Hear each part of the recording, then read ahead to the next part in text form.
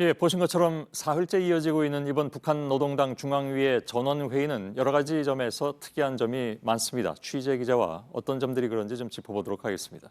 김소현 기자가 나와 있습니다. 사흘째 전원회의가 계속된다는 것 자체가 좀 이례적이기도 하고 또 이렇게 길게 회의를 한 만큼 굉장히 강수가 나올 것이다라는 얘기도 물론 나오고 있습니다. 그런데 이거 자체가 사흘 동안 여는 건 할아버지 김일성 주석의 스타일이라면서요?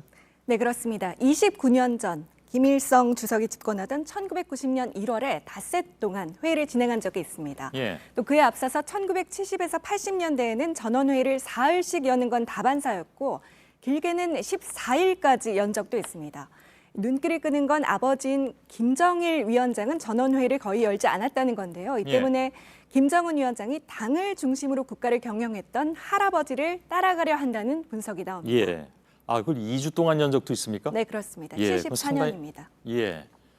근데 보통은 이제 하루 이틀 정도 열렸기 때문에 3일 여는 것도 좀 이례적이다 이런 평가는 나오고 있긴 한데, 사실 그 할아버지를 따라하는 모습은 지난번에 왜 백두산에 백마 타러 오고 오른 것도 마찬가지고 좀 비슷하게 보이는 모습을 많이 연출해 온 건 사실이죠.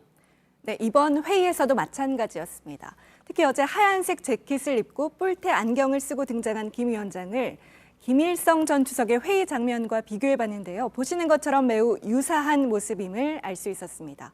이걸 두고 한 고위급 출신의 탈북자는 흰색 옷을 입는 것 자체가 할아버지의 이미지를 차용하려는 것이다. 이렇게 지적했습니다. 예, 뭐 사진상에는 김일성 전 주석의 옷이 하얀색은 아니긴 합니다만. 네, 저희가 자료 사진을 미처 못 찾았습니다. 그렇습니까? 네. 예, 예. 아무튼 뿔테 안경은 좀 비슷한 것 같긴 합니다. 네.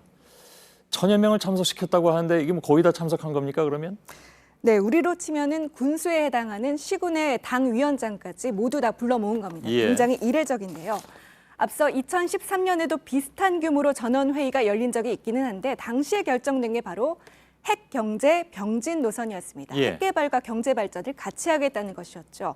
이후로는 회의를 열어도 주로 300에서 500명 정도였는데 결국 이번에 다시 대규모로 회의를 연 것 자체가 이런 핵경제 병진 노선처럼 중대한 노선 결정이 있을 거라는 뜻입니다. 예. 자, 주석단이라고 하죠. 그러니까 행사장 앞 무대에 오르는 인원수도 좀 달라졌습니까? 예.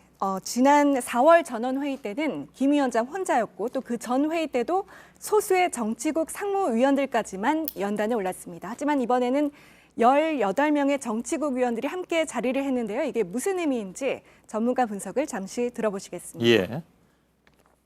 정치국 멤버 18인으로 주석단을 구성함으로 해서 예.